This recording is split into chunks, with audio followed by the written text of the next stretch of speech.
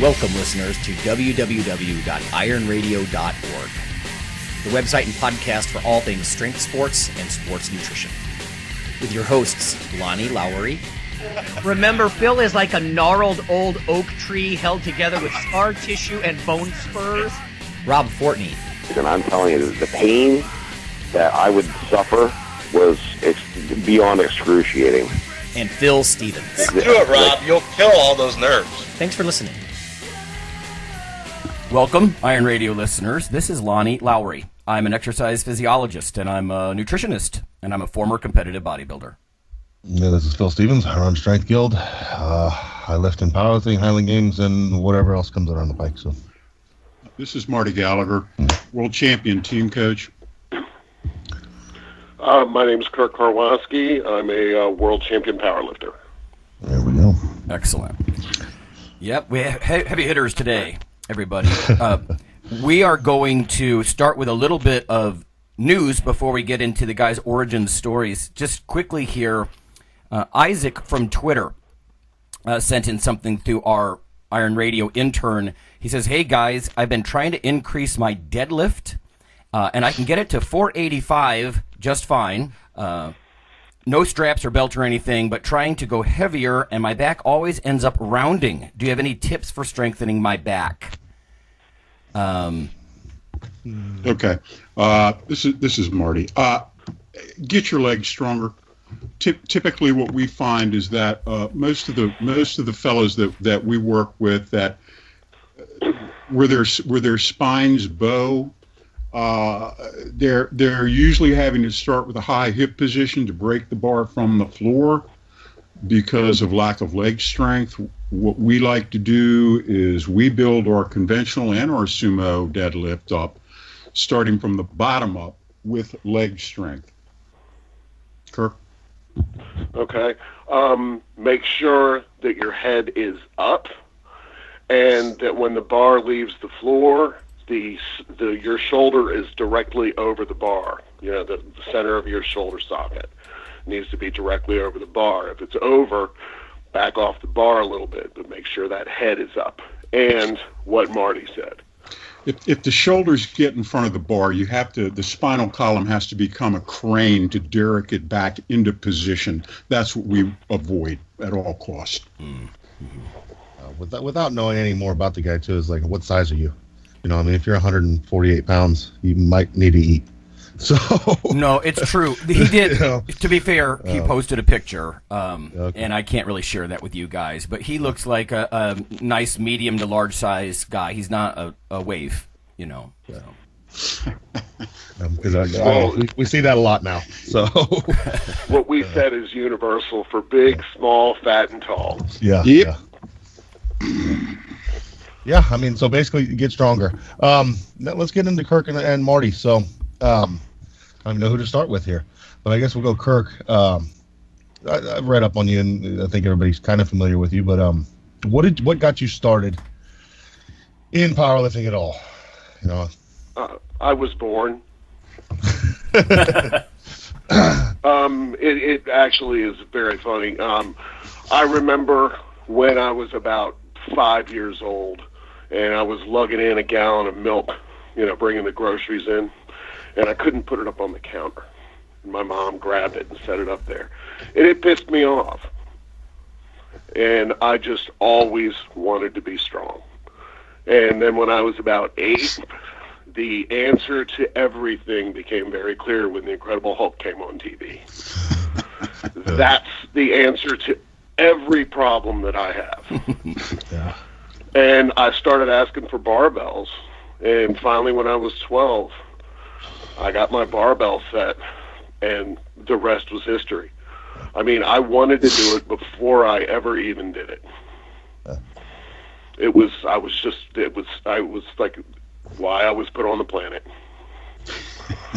Well, I know I've read up that you before that you'd like bench press your dad's old tires on a board and things like this. This was probably pre-barbell age, huh? For you? Well, no. Actually, once I got barbells, I didn't have a bench. So in the basement, there were the snow tires. And so I put boards across those, and That way I could lay down and bench press. Nice. You know. And the first time you ever tried to squat, you squatted 300 pounds at 150. Is this correct? Yeah, when I was 14 and I got into high school, we had an excellent weight training program, and they had these boards up on the wall, and if you did a certain weight, you got your name up there. Well, you had to bench 200. Well, I did that. And you had to deadlift 300, and I did that. And I said, let me try this squat thing. And it took me like 2 attempts. The first one I missed, but I got 300. That's what you had to, what you had to do. And I weighed $145, $150, maybe. Kirk, would this have been this was the 80s then? Yeah, it was like 1980. Yeah. Back when they actually deadlifted in high school. Now it's just cleans, horrible cleans. But now you credit a lot of your athletics as a kid in high school to being great as a powerlifter, correct? Yeah. Well, because I, had developed confidence and, I was strong, I tried other things. The first sport I really went out for was track, and I wanted to be a shot and discus guy. And, I'm 5'8". I sucked at it. And there was a meet, and they entered a B team, the field guys, in a relay, just simply because it was free points. And I got done, and they said, Kirk, why didn't you tell us that you were fast? And I said, am I? And from then on, no more shot and discus. I was a sprinter. And then I went out for football. And, after the first year, once I finally understood what I was really supposed to do, I was a pretty good football player. I played, a little bit of junior college. But there again, I'm 5'8". What am I supposed to be? I'm supposed to be a power lifter. Everything else was just recreational. And I knew it. So, it's just, lifting made such a huge difference in my life because when I was young, we moved a lot. And, I was just shy, insecure, fat kid. And, lifting did exactly what I believed it would.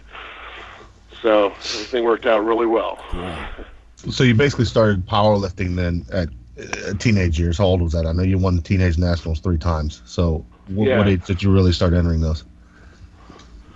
I lied about my age when I was 13 to get into a meet because you had to be 14. Oh. And I entered my first meet.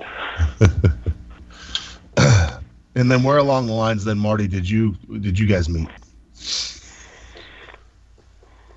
I don't remember. Well, after going to a few contests, I realized, my football coach, he didn't really know powerlifting, and I needed some real powerlifters to teach me. And so I lifted at a Maryland State meet, which I won. I was 17, so this was 83, 84. And I was asking people, and there happened to be the guy the next town over, this guy named Joe Palvinelli. And someone introduced me to him, and he said, sure, you can come over to our house. And lo and behold, I stumbled into a great group of guys, and through them, I met Marty.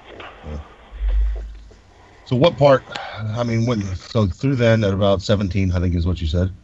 So, through all these 7 nationals, junior worlds, IPF worlds, blah, blah, blah, what part did your guys' career, how much of this did you guys do together? All of it. All of it. Well, the teenage years, the teenage nationals and stuff, I think Marty and I really got together when I was 20. Because I think Marty tells the story about the gym we were training at, and I was 19 and squatted 8 or 8 1/4, and I was crazy back then. It would take me 8, 9 steps to set up a squat, and it was just somebody was going to get hurt. And Marty, do you want to take that story over? Not particularly, but I will. Kirk made good inroads initially in the old ADFPA, the American USPF, yeah. Yeah. And he was obviously a talented kid. He was bottom heavy. Okay. Obviously, he was going to be a good squatter. He was a good bencher, too. Not a great bencher. His deadlift was needed work. And I've been working with a guy named Elliot Smith, and, of course, Mark Chalet. I was Mark's coach for 6 years. And I approached Kirk, and I said, hey, listen, if you want to move into the bigs, the, USPFs, you're going to have to get your squats down, brother. He was a strong, like the rest of the world. He was a very strong squatter down to that point where you've got to release the hips, dip below parallel, re-engage the hips, and then come back up. And down to that point where you had to disengage the hips, he could handle 8 1/4 back then. But in the USPF, if you weren't 2 inches below parallel, they weren't passing it. Yeah. And we had to pay our dues. Kirk got smacked around a little bit the first couple years that we went to the USPF Nationals. You want to pick up on that, Kirk? Yeah, well, the first, I've won the Teenage Nationals, 3 times. And my first year at the real show, I bombed out. And, there were shenanigans and things that ensued after that.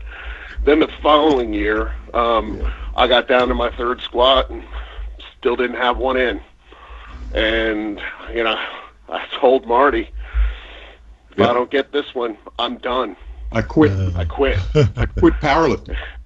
Now let me pick up here, Kirk, because this is good. This is good. So we're at the USPF's the second year. Now I could not talk him out of opening with an 8:04 junior world record. Okay. Actually, it was 8:21. 8:21. So I mean, that's what I'm dealing with as a coach. So first attempt, 3 reds. Second attempt, 2 reds. Third attempt, he goes, if I miss this attempt, I quit powerlifting. And the look on his face was he meant it. So as we're going out to the chalk box for this attempt, I look out, and in the front row, there's Eddie Cohn and Doug Furness, and they're sitting in the front row. And for whatever reason, somebody must have told a joke, so they were just kind of looking at each other and laughing. So I jabbed Kirk in the elbow. I jabbed Kirk in the side with my elbow. I said, Kirk, look at Ed and Doug. They're laughing at you. Oh. Kirk turned beet red. He looked over there, and all of a sudden, psychologically, he was on another level. Now, I'd like to say that he went out and crushed the weight, but he went out, and Mike Lambert, the editor and owner of Powerlifting USA, later said it was the single most difficult lift he'd ever seen in his life. Wow. Okay. He made that lift by the skin of his teeth. He got 2 whites. It took 8 seconds oh my the bottom to get to the top. And I have the video. I've clocked it. So it was at 8 seconds to get up with it. And just as the guy said racket, I started falling forward. And the guys got it in the rack, and I was flat on the floor. Wow. Hey, let me ask you guys, do you think that was your crucible moment where you sort of became what you would become? Yes. Yeah. No. Yes. No. Yes. Okay. I don't have an actual, this is it moment. Okay. But if Marty says so, he watched everything. Well, you wouldn't have gone very far if you'd quit. Right. Okay. Well, when you put it that way. Yeah, he's got you there. Well, a lot of this stuff we'll get into later, but Marty, getting into you some more. So you lifted, and then let's talk about you had an injury, and then that kind of led you to coaching more instead of lifting. Is that right? Yeah, I was a Age 17, I was teenage national Olympic weightlifting champion. I set 2 national records. I set a national press record of 270. My snatch was 235. I clean and jerk 315. This is at 195 pounds body weight. I'm 5'10", and this is obviously drug-free. But my technique was so bad that there was no future for me as an Olympic weightlifter. 1965, powerlifting came into existence. I happened to be in a powerlifting hotbed area, and I fell in with a hardcore group of serious lifters at a very young age. By the time I was 14 years old, I was training with grown men and being drilled on techniques by, well, you know, Hugh Cassidy was the first super heavyweight world powerlifting champion. Hugh was my mentor. After we quit Olympic weightlifting, I took off for 5 years. I got into the martial arts. I got into the Chinese internal martial arts, Xingyi, Bagua, Tai Chi. I studied under a guy named Robert Smith, who was the foremost internal martial arts guy in the country, ex-CIA station chief in Formosa. Interesting people. So I'm studying under Bob Smith and Hugh Cassidy simultaneously in the 70s. Got the hardest of the hard, the softest of the soft. That formed my approach. My own competitive career took off, but I had 1983, I had a freaky accident. I had squatted 845 the week before at Mark Chalet's, and I took a light squat day, and the bar slipped off my back, and I had a compound fracture of my left lower leg. So that was the end of my big league career. I was within 25 pounds of Danny Wobler's world record in the squat at the time. Interestingly enough, 10 years later, Kirk broke that record with the 904 effort in the 242-pound class. So it was 914. Yeah, 914. So it was kind of, I don't know, synchronicity or something that the record that I had been after, my guy got it for me. You know what I mean? Right. So I got into coaching. I worked with Mark Chalet for years. Mark was the deadlift king. We got Mark his APF world title. We got him second place at the USPF Worlds. Mark taught me my deadlift style that he learned from Hugh Cassidy. So it was a real hotbed area that we lived in. Chalet's was the best hardcore gym I've ever belonged to in my life, and I have a lot of good memories from there. We got into coaching. I worked with John Black at Black's Health World. Okay, we won 5 national team titles in 3 different organizations. I was named the world team coach in 1991. We won in Örebro, Sweden, against 33 other countries. That was the high point of my coaching career.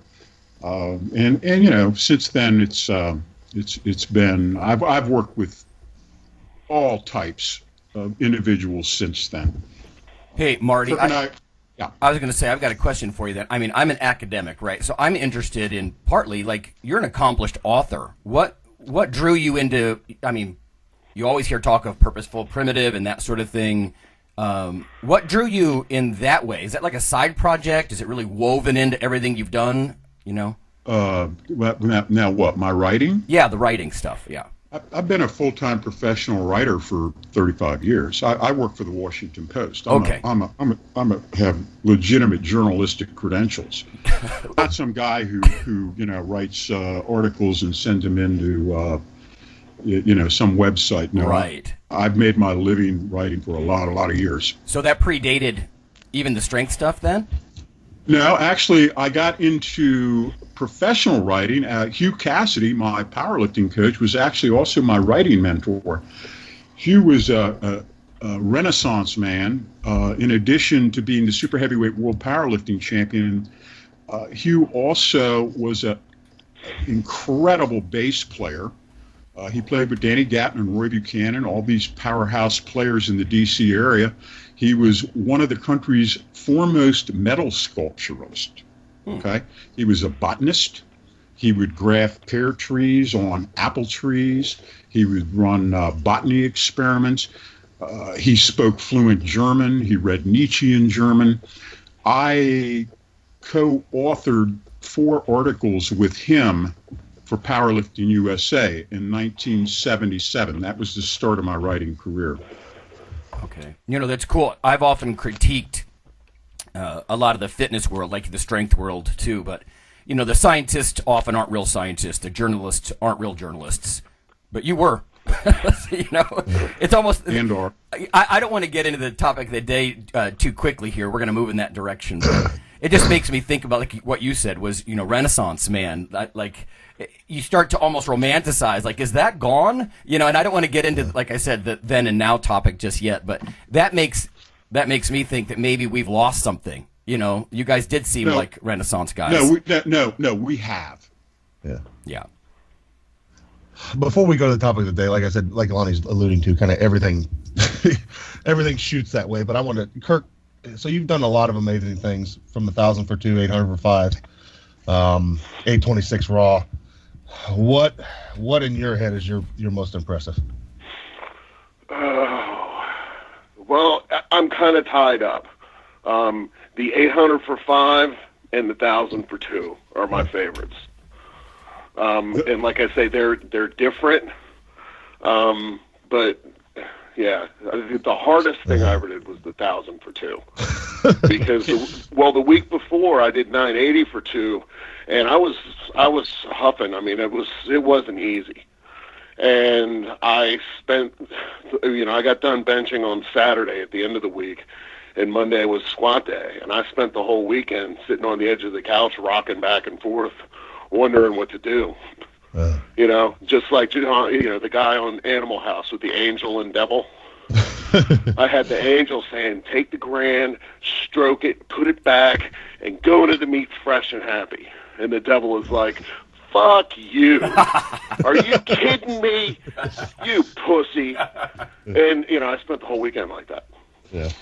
And I didn't know until I got under it, and that first one just was in such a hurry to come back up. Mm-hmm. There was no question as to whether to take a breath and go again. So can I jump in for just a minute? As impressive as the 1,000 for 2 was, and I was right there. The 800 for 5 was done in the same cycle. Kirk, how many weeks previous was that? Oh God, that had to be 10 weeks, 10 weeks.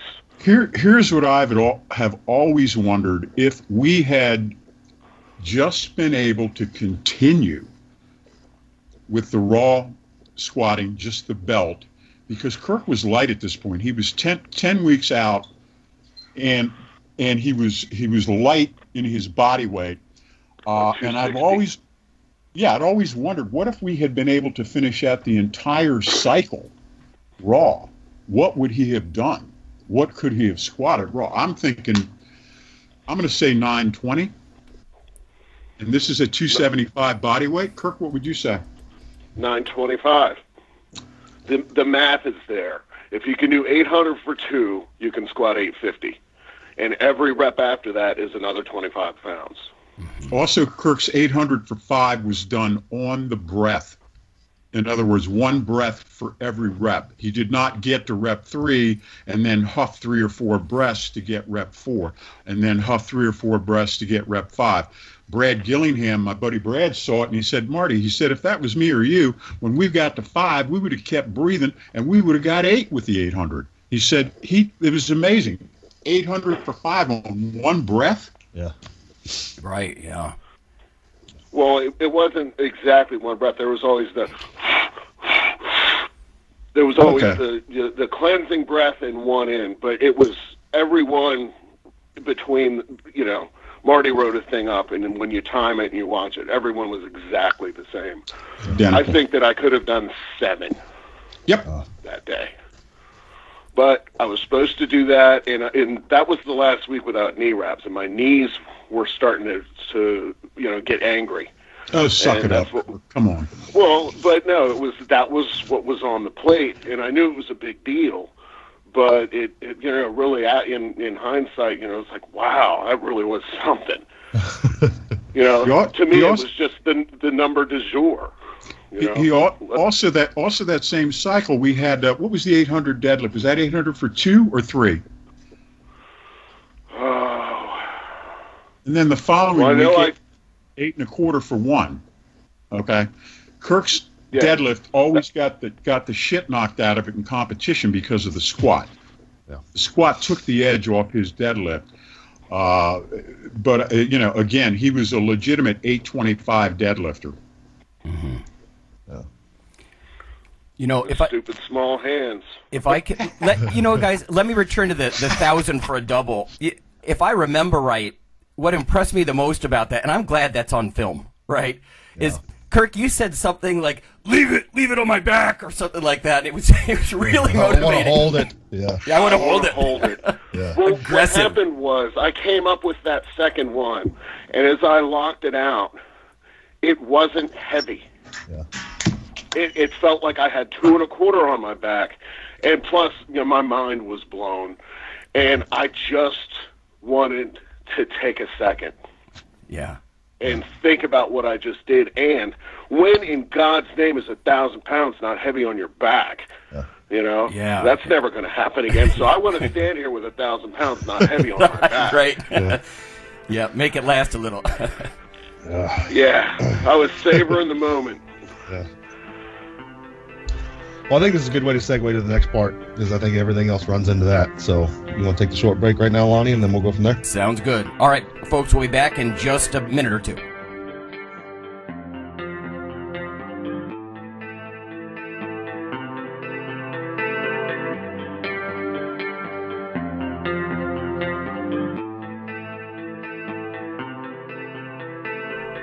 Hey, listeners, this is Dr. Lonnie Lowry.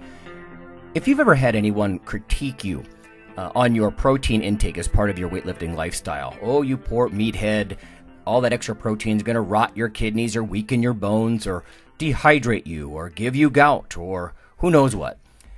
There is a book available. You could simply Google CRC Press and Lowry. And what I've done is reach out to experts all over the world and create a book, a single compendium that you can hold up and say, this is why I consume extra protein. This can be very valuable when you're being quote-unquote educated by various professionals on the topic. There's an enormous amount of literature in this book on the safety, the effectiveness, how protein works in cells, the history of protein and weight trainers, much more. So again, please check out CRC Press and Protein and Lowry. You can just Google that, and I do, full disclosure, I do make a small single-digit royalty on the book, but that's not why I did it. I did it so we can all have something, our particular population, to both defend what we do and to inform our nutrition and our eating. Thanks.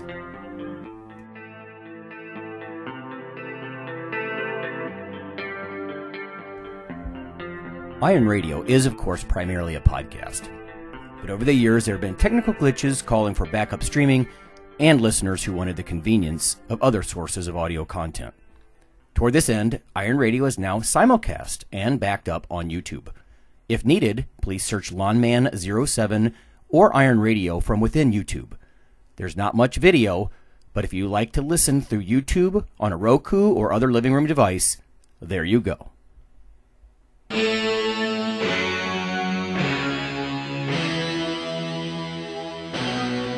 Like your weekly fix of Iron Radio? In addition to being a popular institute on iTunes, we are also on email. Simply go to www.ironradio.org and sign up for the voluntary email. You'll get a once per week email, no more. That's little more than the show notes and a link to the audio. So go for it.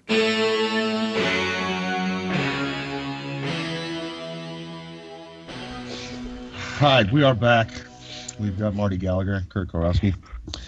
And now it's time to talk then and now.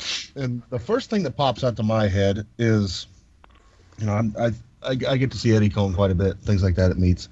One thing that always struck me is that all of a sudden, like Ed even didn't, I mean, he's known as the greatest of all time and this and that.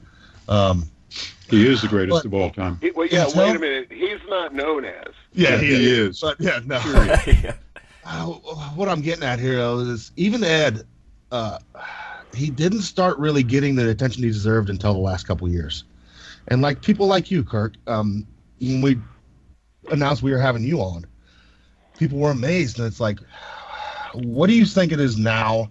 We see a lot of guys come up now that get insta-famous right away. But then there's greats like you guys that should have a bigger voice that don't. Why? We predate the internet. You think that's Period. it? I mean, yeah. If the internet was up back then, I probably would, be doing podcasts and stuff, and I might not have to work. Yeah.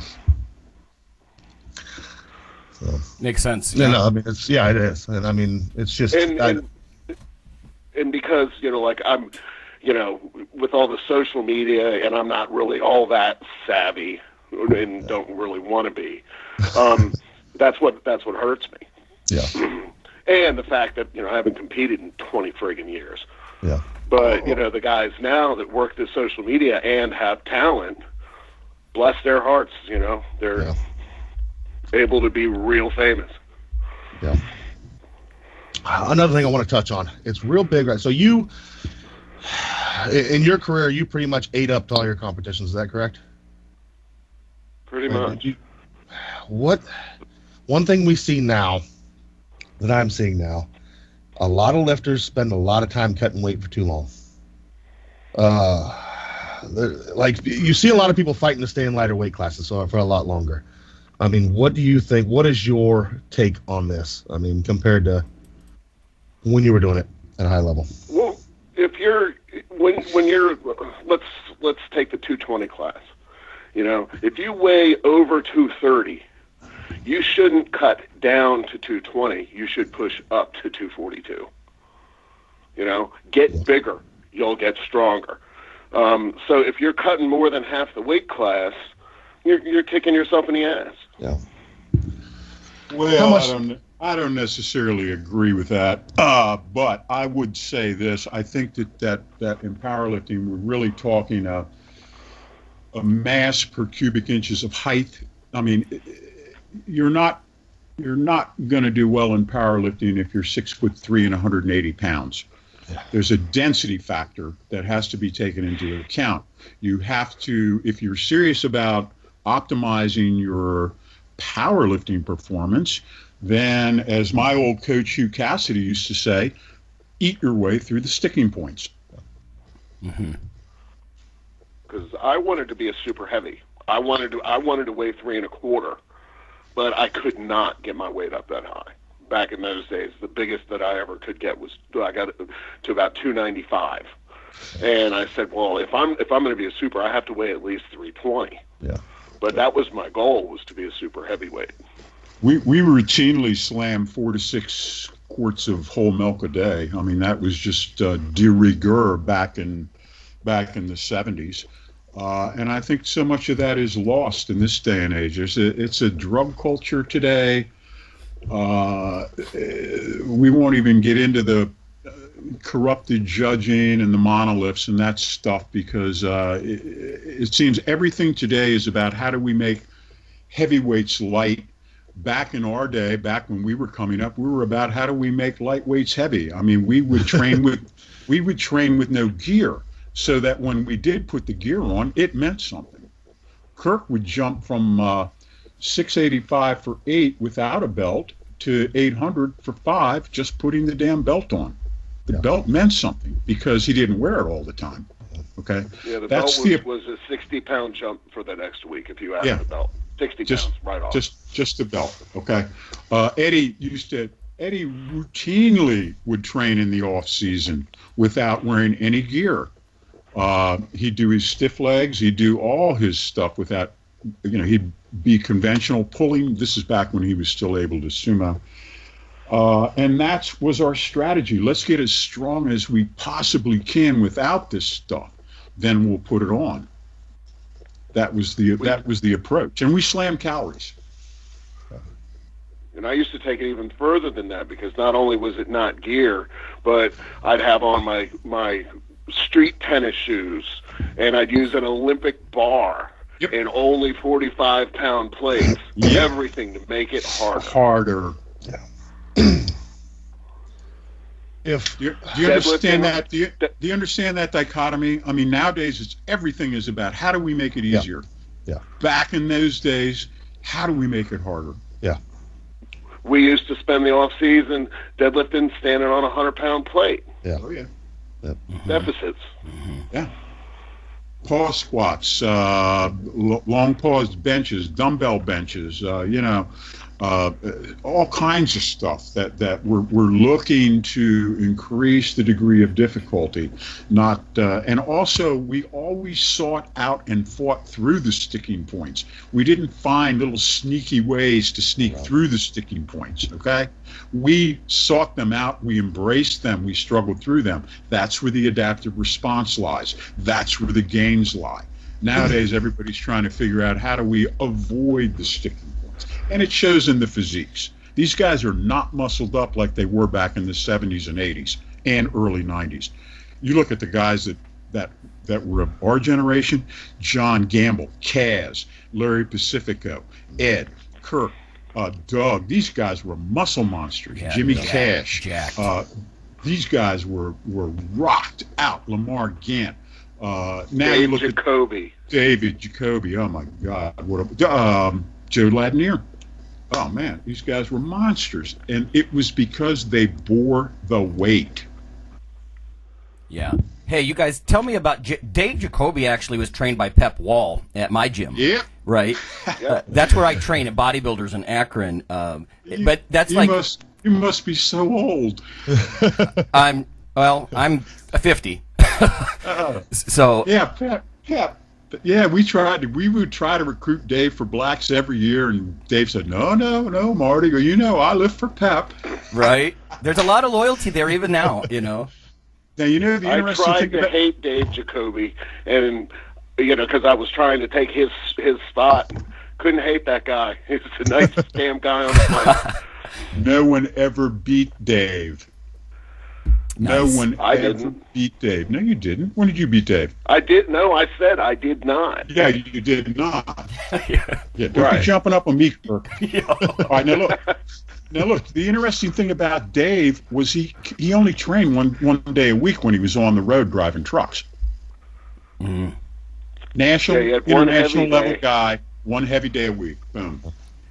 That's funny you're saying that. Phil and I have been talking about that lately. The pros and cons of infrequent training like that, especially when you're carrying the kind of loads that you guys have been able to do. Christ, When I did my raw meat in 2004, I trained 1 day a week.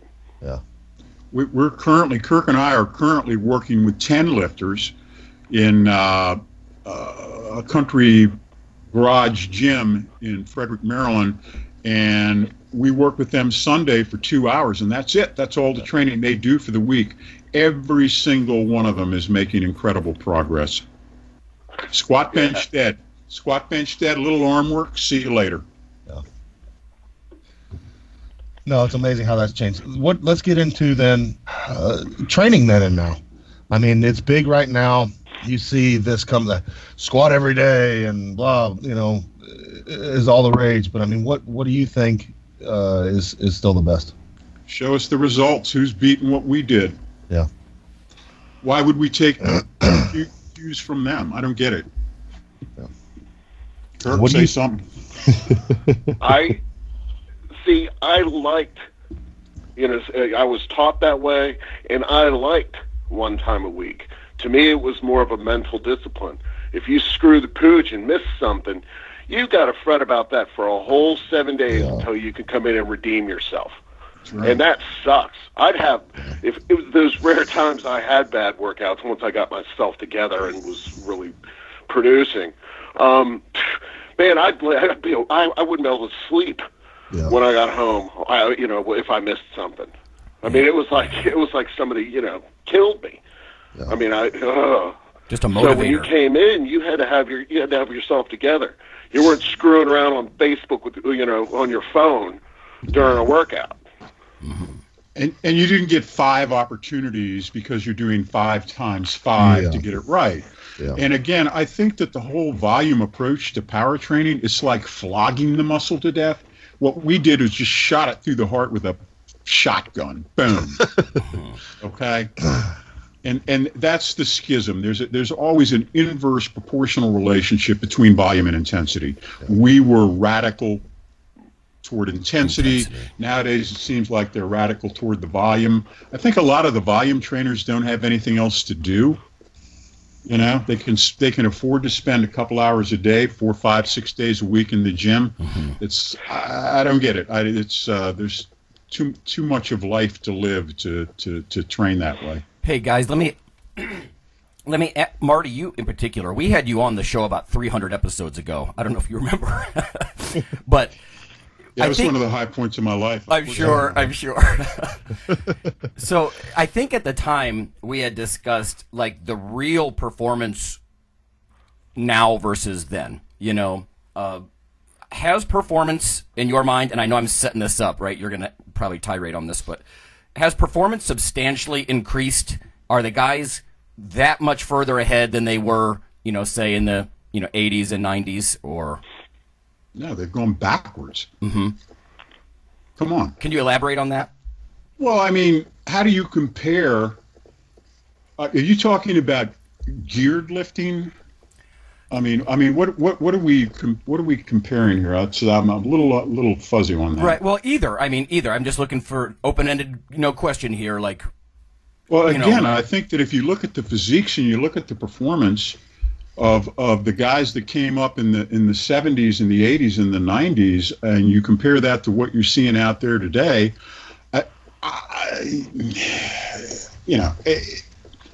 I'm biased, and I have to stand by my biases. And I got to be honest with you, I am not totally attuned to who's who and what's what, and in terms of the current powerlifting situation. Mm-hmm. I will say this: how do you compare any squat that was done on a monolift to a squat done without it? Right there, you've changed the lift to something totally different. Mm-hmm. And in terms of the judging, how do you compare an obviously 4 inches high squat to a squat below parallel? And the equipment and the gear thing is like, where does the man end and the gear begin? Yeah. I had a friend of mine asked me several years ago, they said, they were going to induct the guy who did the first 1,000-pound bench press into the Hall of Fame. And they said, what's your opinion? And I said, well, I think they should induct the bench shirt. Right? Yeah. No, that's what I wanted. Thank you. That's, just, I want your biases. I want your opinions, right? Yeah. See, in my mind, I see the geared lifting is kind of a dying art, or if you want to call it art, whatever. Good. But yeah, thank God. Ed and I used to talk about, we did belts and knee wraps. That would be great. Yep. Forget all the rest of it. Yeah. And as much as I loved the gear that I had, Titan was great and everything, but just Ed and I used to talk about it would be great if we just had belts and wraps. What I'm getting at is the gear. It took a turn somewhere. The suits you guys wore are not the suits they have now. Oh yeah. What took that over the edge? What took it to that next point? I think entertainment federations. Where it stopped being powerlifting and it became strength entertainment. How much weight can you have on your back and let this equipment do it? Peter Thorne from Inzer did a parody at one point where they chained a barbell to a forklift and he laid down and pressed like 1,500 pounds. And I'm like, that's not a joke. Right. That's But yeah, powerlifting became strength entertainment, which seems to be calming down. But I hate, I'll be on Facebook and you're scrolling through and some guy goes to squat. Look at this awesome squat. And the thing's 4 inches high. And then all the people, wow, that was amazing. It's like, do you understand what a squat is supposed to look like? Nope. That was ridiculous. And ever since they did that autoplay, so as soon as it's on the screen and starts playing, I'm scrolling really fast because it's like, oh, I've seen that clown before. Also, they slipped the monolith in on us, and the back when they first started instituting that monstrosity, what the reasoning was is, well, that it's safer. And I kept asking, I said, that presupposes there was some epidemic of walkout injuries, which there never was. We don't need that thing. Please don't say that you're safer by using a monolift that allows you to handle 200 pounds more than you're realistically capable of. Mm-hmm. It's ridiculous. Well, they said the bench shirt was to protect your shoulders. Yeah. Oh, bullshit. Yeah, bullshit. and I would say this, if in track and field, someone invented, let's say Nike invented a shoe that allowed you to run 40% faster, which is what they're getting out of the bench shirts. They're getting 40% out of the bench shirts, okay? Oh, wow. If you had a shoe that could make you 40% faster, an 11-second 100-meter runner could beat Usain Bolt. Yeah. And they'd ban that shoe so damn fast your head would spin. Yeah. Oh, yeah. But in our sport, they embraced it. Oh yeah, bring in that. Yeah, don't bring a knife to a gunfight and all that kind of talk, you know. And it's like, that's ridiculous. If someone invented a pole that allowed pole vaulters to leap 42 feet, they'd ban that thing in a second. Yeah, you know what? Just to support your point, Marty, I remember years ago at the Olympics, there were slap skates with the speed skaters, and it was too much of an advantage, and they straight banned it like within a very short period of time. They're like, that's way too much of a equipment performance advantage. It's easy, just ban it. Yeah. It's the equipment makers, everybody's in collusion. You got money and politics, and the bench shirt was actually taken out of the IPF and the USPF for several years, and it got put back in because of politics and money. Mm-hmm. Well, and that's what I was wondering too, is how much of the gear the rise in gear was due to fracturing of federations and everybody wanting a new world record. That's right. Just and imagine a 405 bencher, good bench. So he puts a shirt on, and he gets 600. What do you think he's going to say he benches? Yeah. He's going to say, I'm a 600 bencher. No, you're not. In fact, we know a guy did just that, don't we, Kirk? Yeah.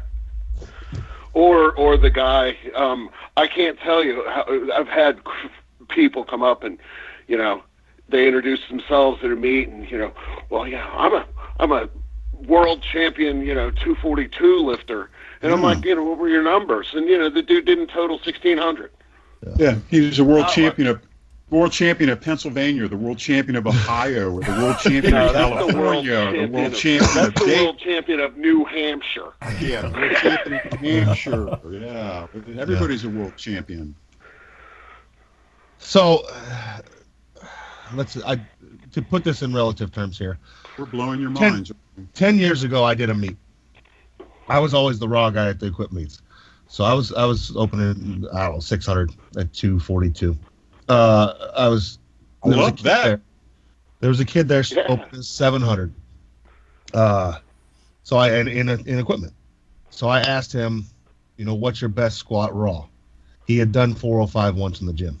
Oh, yep. Christ. He's opening his. So what I'm getting at is you're 1,000 for 2. He's getting 300 pounds. How much did you get out of your suit back then? I would say that if you took, I probably could have done at that strength level at that point in time.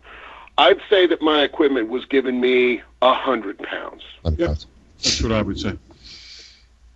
Reps. Yeah, because in a full 275, I might have been able to double 9, maybe, probably not, but it would be close. Yeah. So yeah, that equipment gave me 100 pounds. Yeah. So the equipment came along. The knee wraps and suit. Yeah. So basically, what we're saying is over maybe a 10-year period of time, the equipment tripled in what it could do. Quadrupled. Quadrupled, yeah. No, seriously, Okay. quadrupled. Yeah. Wow. Seriously, and it's quadrupled. Would you say the equipment is the number one reason why powerlifting didn't or hasn't made it to the Olympics?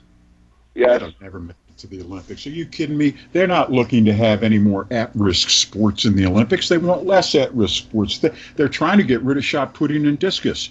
Okay, they want ice skating. They want surfing. They want golf. They don't want any sport where there's a chance that there's going to be performance-enhancing drugs. That whole Olympic thing is like some myth that was never going to happen in a million years. And there's no money. Yeah. There's no money in powerlifting. You know, you need a money sport. Yeah. Well, that's also has to. One would think the rise in gear has to do with that too, because at one point all you needed was a belt, so you had nothing to sell these people. That's all you ever really need. Yeah. But I haven't had a belt on in 10 years. Me neither. But I mean, all of a sudden you add shirts and suits and then briefs under your suits, and those things wear out. So now you have money people need to spend on a consistent basis. You know, how long does a bed shirt last? I don't know. But like Marty said, it's an at-risk sport. I think they want to get rid of the weightlifting. Yeah, if they could, they would. Yeah. Kick it out. Mm-hmm. Well, hey, let me ask you guys about what's going on now. We said, the topic is then and now. What kind of projects you guys have going on now? How's your training now? I mean, Phil and I are 40 and 50-year-old guys, so we're old enough to understand and enough to respect you guys, respect our elders and that kind of thing. Not that you guys are ancient. I'm not saying that. I'm just saying, how's your training different? What keeps you motivated? But I'm also interested in your projects and what you have going on now. Well, I'm 51. And Marty and I, I've been going up and helping him with that crew that he was talking about. And, I'm trying to throw some weight around, but, I'm a little banged up. So I'm a little hit or miss. I'll go up sometimes, and it's like my shoulders hurt. I can't get the bar on my back, so I'll just help out. But so I'm just playing around, and the only real project that I have going on right now is with J.P. Bryce and Iron Company, and we're making the Captain Kirk signature bar with IPF specs. As a matter of fact, tomorrow I'm going to be signing off on the knurling on this thing. Yeah, that's a terrific project, and thank JP for having the foresight to bring this thing from talk over a couple of beers into a reality, and we're really thrilled that this bar is actually gonna see the light of day. Yeah, that'll be cool. We're also, Kirk and I work with the American military on a ongoing basis, and we find that what they approached us about some minimalistic training, and we've helped them for, I guess, going on 10 years now. So we've been intimately involved with American and foreign spec ops guys, trying to get them stronger, and that's been extremely gratifying. In terms of me, I like to, if the weather is decent, I live in the rural Pennsylvania, so I run in the woods in the morning, and then I will lift 3 to 4 times a week, usually pick 1 or 2 exercises.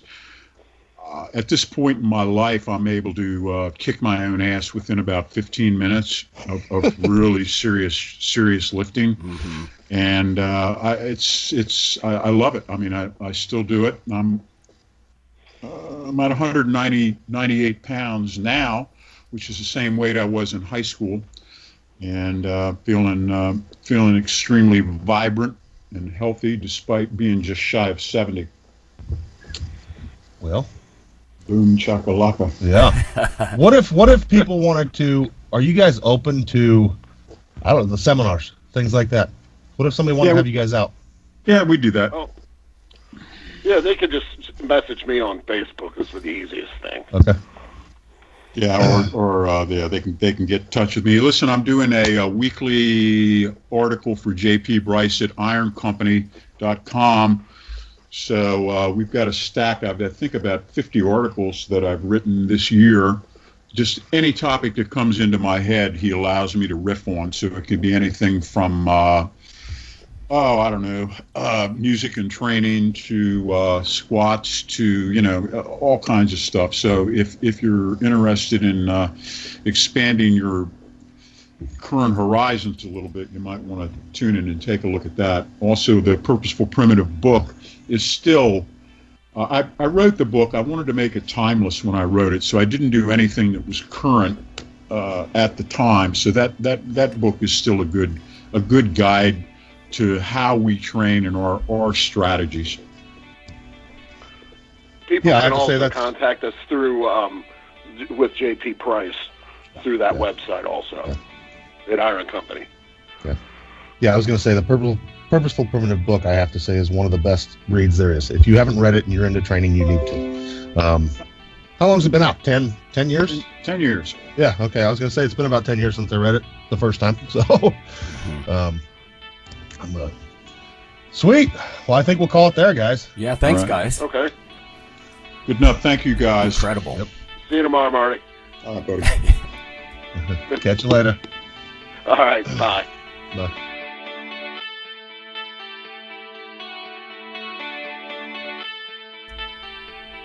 Hey listeners, have you seen the store at IronRadio.org? There are 3 halls in the store. One for Phil, one for Fortress, and one for myself, Dr. Lowry, and they're thematic. So you can go into our Halls of Iron store and choose based on your goal. If you need something to learn or read or something nutritional, you can look in my store, Lonnie's store.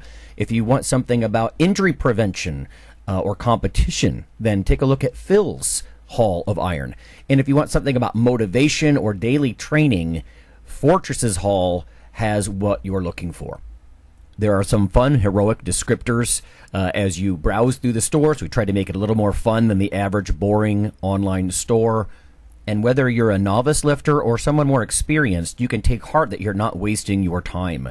The things that we put in each Hall of Iron are actually based on our own recommendations. Protein powders that we know to be good, knee sleeves, wraps of some kind, things that Fortress uses in his own training. The stuff you see, you know is good. This way you don't waste time. So check out the Iron Radio store at ironradio.org and let us know what you think on the forums, and certainly you can request products and we will screen them before they go in. So thanks for listening.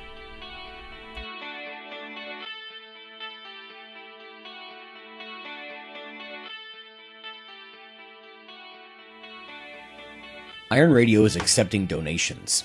If you like what we do, the professors, the scientists, the bodybuilding show promoters, the athletes themselves in powerlifting and bodybuilding, please consider making a donation or maybe buying something from the ironradio.org store. We also are accepting supporting members. So for $4 a month, which is frankly less than the bank sneaks out of your account in fees, you can step up and support a form of sort of public radio for the bodybuilding and powerlifting and strength community. The Iron Radio podcast and all of the audio on ironradio.org is for informational purposes only. If you're interested in starting a diet or exercise program, it's important to check with your physician. Also seek the help of registered dietitians, athletic trainers, and qualified exercise physiologists in order to make the progress that you need.